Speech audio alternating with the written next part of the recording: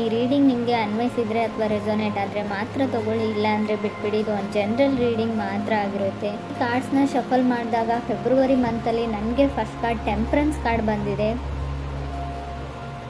Temperance card ಬಂದಿರೋದ್ರಿಂದ so ನೀವು ಏನೋ ಟ್ರೈ ಮಾಡ್ತಾ ಇದ್ದೀರಾ, ಸೊ ಯಾರನ್ನಾದ್ರೂ ಕೇರ್ ಮಾಡ್ತಾ ಇದ್ದೀರಾ ಅಥವಾ ನಿಮ್ಮನ್ನು ಯಾರಾದರೂ ಲವ್ ಆ್ಯಂಡ್ ಟೇಕ್ ಕೇರ್ ಮಾಡ್ತಾ ಇದ್ದಾರೆ.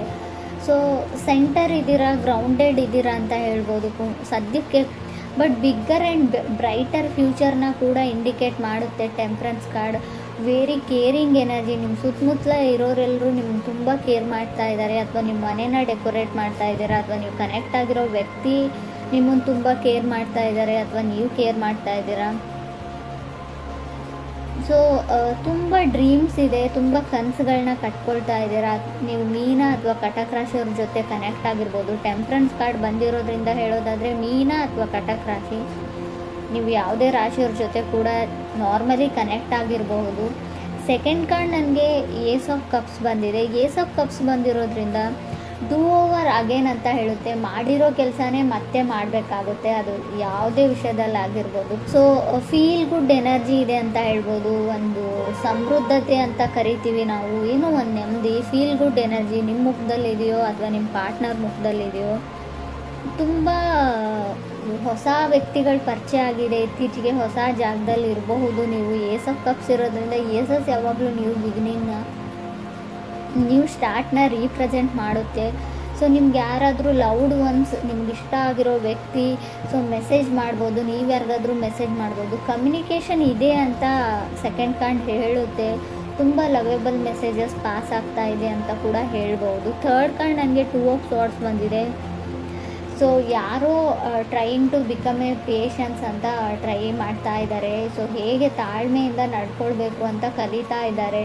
ಸೊ ಕಂಟ್ರೋಲಿಂಗ್ ಎನರ್ಜಿ ಇದೆ ಅಂತ ಹೇಳ್ಬೋದು. ನೀವು ಅಥವಾ ನೀವು ಕನೆಕ್ಟ್ ಆಗಿರೋ ವ್ಯಕ್ತಿ, ಅದರ್ ಪರ್ಸನ್ ಕೂಡ ಇದಾಗಿರ್ಬೋದು. ಮುಂಚೆ ಎಲ್ಲದಕ್ಕೂ ಸಿಟ್ಟು ಮಾಡ್ಕೊಳ್ತಿರೋ ವ್ಯಕ್ತಿ, ಕೋಪ ಮಾಡ್ಕೊಳ್ತಿರೋ ವ್ಯಕ್ತಿ ನಿಮ್ಮ ಜೊತೆ ಕನೆಕ್ಟ್ ಆದಮೇಲೆ ಸ್ವಲ್ಪ ತಾಳ್ಮೆನ ಕಲಿತಾ ಇದ್ದಾರೆ, ಸ್ವಲ್ಪ ಕಾಮ್ ಆಗಿರೋದಕ್ಕೆ ಟ್ರೈ ಮಾಡ್ತಾ ಇದ್ದಾರೆ ಅಂತ ಹೇಳ್ಬೋದು. ಫೋರ್ತ್ ಕಾರ್ಡ್ ನನಗೆ ಫೋರ್ ಆಫ್ ಸಾರ್ಡ್ಸ್ ಬಂದಿದೆ.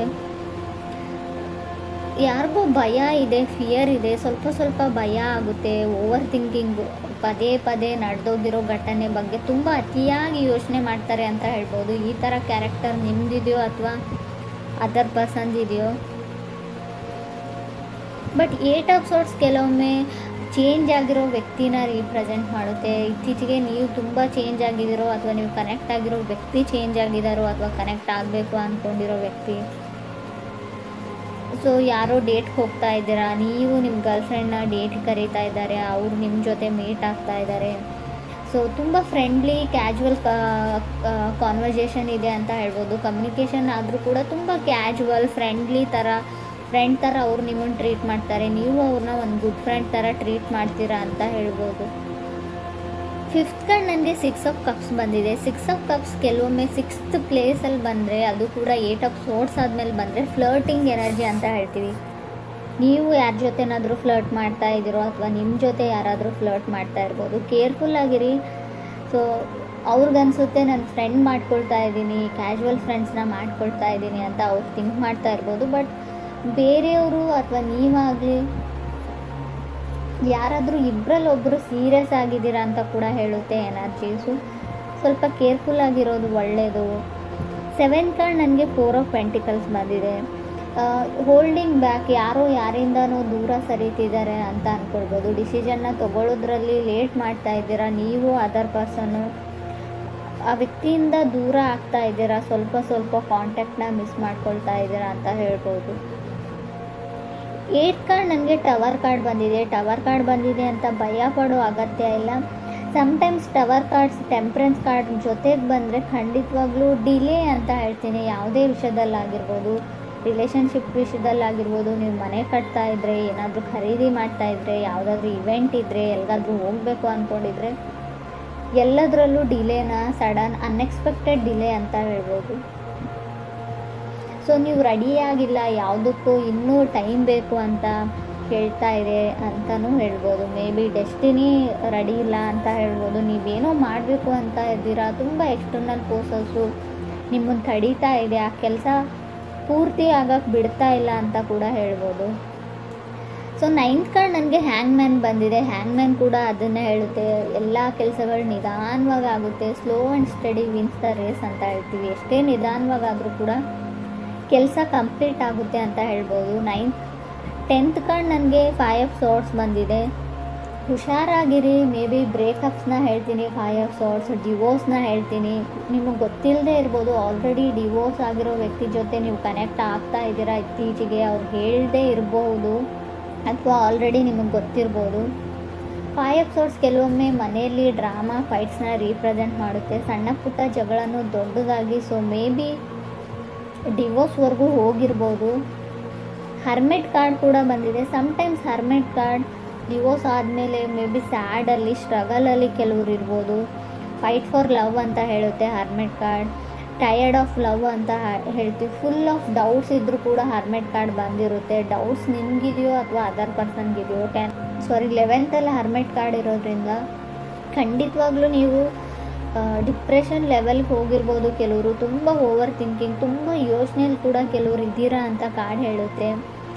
ಕೆಲವ್ರಿಗೆ ವೆಕೇಷನ್ನ ಅಗತ್ಯ ಇದೆ ಅಂತ ಹೇಳ್ಬೋದು. 2 ಆಫ್ ಸಾರ್ಟ್ಸ್ ಓವರ್ ವರ್ಕ್ನ ಕೂಡ ಸೆಕೆಂಡ್ ಕಾರ್ಡ್ ರೀಪ್ರೆಸೆಂಟ್ ಮಾಡೋದ್ರಿಂದ ಎಲ್ಲಿಗಾದರೂ ಟ್ರಿಪ್ ಹೋಗಿ ಸ್ವಲ್ಪ ಬ್ಯುಸಿಯಾಗಿ ಬೇರೆ ಜಾಗದಲ್ಲಿ ಟೈಮ್ನ ಸ್ಪೆಂಡ್ ಮಾಡಿ ಅಂತ ಹೇಳ್ಬೋದು.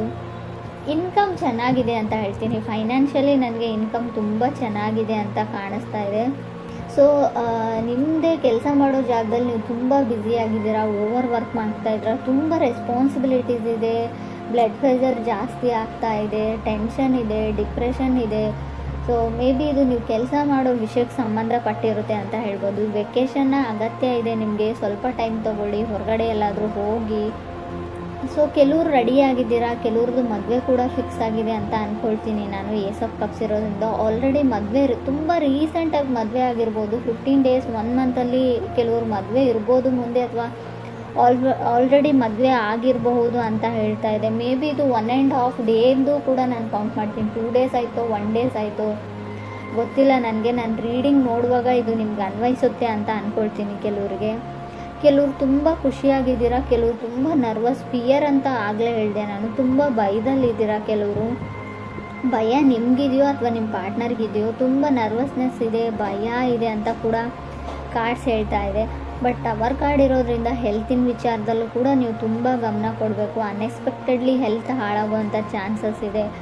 ಸೊ ಹಾಸ್ಪಿಟ್ಲಿಗೆ ಹೋದ್ಮೇಲೆ ನೀವೇನೋ ಮಾಡೋಕ್ಕೆ ಹೋಗಿ ಏನೋ ಆಗ್ಬೋದು, ಅದು ಸರ್ಜರಿನೋ ಅದು ಇದು ಅಂತ ಹೇಳಿರ್ತಾರೆ. ಬಟ್ ಸಮಥಿಂಗ್ ವೆಂಟ್ ರಾಂಗ್ ಅಂತ ಹೇಳುತ್ತೆ. ಆಲ್ರೆಡಿ ಕೆಲವರಿಗೆ ಅದು ಅನುಭವಕ್ಕೆ ಬಂದಿರ್ಬೋದು ಕುಂಭರಾಶಿಯವರಿಗೆ ಅಂತ ಅನಿಸುತ್ತೆ. ಏನೋ ಸ್ಕಿನ್ ಇನ್ಫೆಕ್ಷನ್ನು, ಕೈಯಲ್ಲಿ ಏನೋ ಇನ್ಫೆಕ್ಷನ್ನು, ಸ್ಕಿನ್ ಎಲ್ಲ ಫರ್ಜಿಂಗ್ ಆಗ್ತಾ ಇದೆ, ಸಿಪ್ಪೆ ಥರ ಬರ್ತಾ ಇದೆ, ಬೆಳಗಳಿಗೆ ಏನೋ ಆಗಿದೆ.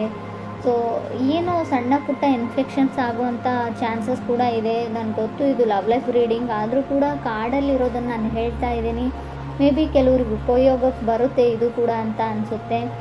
ಇನ್ನು ಲವ್ ಲೈಫ್ ವಿಚಾರಕ್ಕೆ ಬಂದರೆ ಸ್ವಲ್ಪ ಜಗಳನ ಹೇಳ್ತೀನಿ, ಬ್ರೇಕಪ್ನ ಹೇಳ್ತೀನಿ. ಆಲ್ರೆಡಿ ಮದುವೆ ಆಗಿರೋರಿಗೆ ತುಂಬ ಜಗಳ ಮತ್ತು ಡಿವೋರ್ಸ್ವರೆಗೂ ಹೋಗುವಂಥ ಚಾನ್ಸಸ್ ಇದೆ. ತುಂಬ ಯೋಚನೆ ಮಾಡಬೇಡಿ. ಮಿಸ್ಅಂಡರ್ಸ್ಟ್ಯಾಂಡಿಂಗ್ ಕೂಡ ನನಗೆ ಕಾರ್ಡ್ಸಲ್ಲಿ ಕಾಣಿಸ್ತಾ ಇದೆ. ಟವರ್ ಕಾರ್ಡ್ ಇರೋದ್ರಿಂದ ಮಿಸ್ಅಂಡರ್ಸ್ಟ್ಯಾಂಡಿಂಗ್ ಆಗೋದ್ರ ಜೊತೆಗೆ ಅದನ್ನು ನೀವು 100% ನಂಬ್ತೀರಾ ಕೂಡ. ಸೊ ಗಮನ ಕೊಡಿ, ಯಾವುದೇ ವಿಚಾರ ಇರಲಿ ತುಂಬ ಸರ್ತಿ ಯೋಚನೆ ಮಾಡಿ ಡಿಸೈಡ್ ಮಾಡಿ. ಯಾವುದನ್ನು ಟವರ್ ಕಾರ್ಡ್ ಅಂದರೆ ಸಡನ್ ಡಿಸಿಷನ್ ತೊಗೊಳ್ಬೇಕು ಅಂತ ಅನಿಸುತ್ತೆ. ಸೊ ಕೋಪದಲ್ಲಿ ಕೊಯ್ಕೊಂಡಿರೋ ಮೂಗು, ಸೊ ನೀವು ಸಮಾಧಾನ ಆದಮೇಲೆ ಖಂಡಿತ ಬರಲ್ಲ. ಈ ವಿಚಾರದ ಬಗ್ಗೆ ಕೂಡ ನೀವು ತುಂಬಾ ಯೋಚನೆ ಮಾಡಬೇಕು. ಕೆಲವ್ರಿಗೆ ನನಗನ್ಸುತ್ತೆ ಹ್ಯಾಂಗ್ ಮ್ಯಾನ್ ಇರೋದ್ರಿಂದ ನಿಮಗೆ ಡಿಲೇ ಮಾಡೋಕ್ಕಿಷ್ಟ, ನೀವೇ ಯಾವುದನ್ನು ತುಂಬ ಎಳಿತಾ ಇದ್ದೀರಾ, ಯಾರಿಗೂ ತುಂಬ ಕಾಡಿಸ್ತಾ ಇದ್ದೀರಾ ಅಂತ ಕೂಡ, ನೋ ಹೇಳ್ತಾ ಇದ್ದೀರಿ ಅಂತ ಕೂಡ ಕಾರ್ಡ್ ಹೇಳುತ್ತೆ.